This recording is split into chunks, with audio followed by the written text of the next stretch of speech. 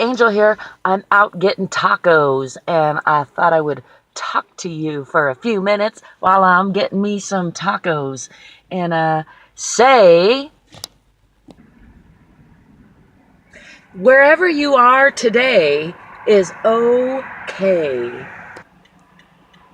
In fact, it's probably better than okay. It might just be perfect, because after all, that's where you are, right? So you might as well figure it's perfect and move from there.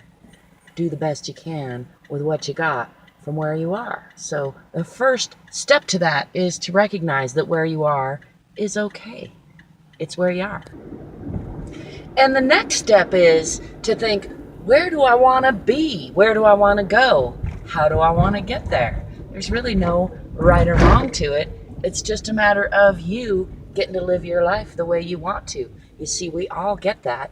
And at the end, it totals up to the way things were when we're done, or the way things are right now.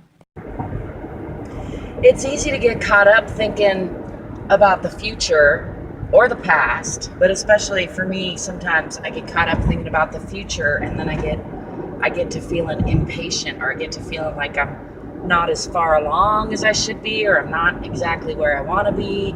And then basically I end up wasting energy that I could spend getting closer to where I want to go, or enjoying the process of getting where I want to go. And instead I end up getting frustrated and spinning my wheels, so to speak, wasting energy, like I said. So I just want to encourage you to remember that it's okay. Wherever you are today, it's perfect. It's exactly where you are. So you might as well feel like it's all right. And instead of wasting energy wishing you were somewhere else, just appreciate where you are, and then enjoy the process of getting somewhere else if you want to be somewhere else. Or sit down and really savor the flavor of where you're at if it's perfect.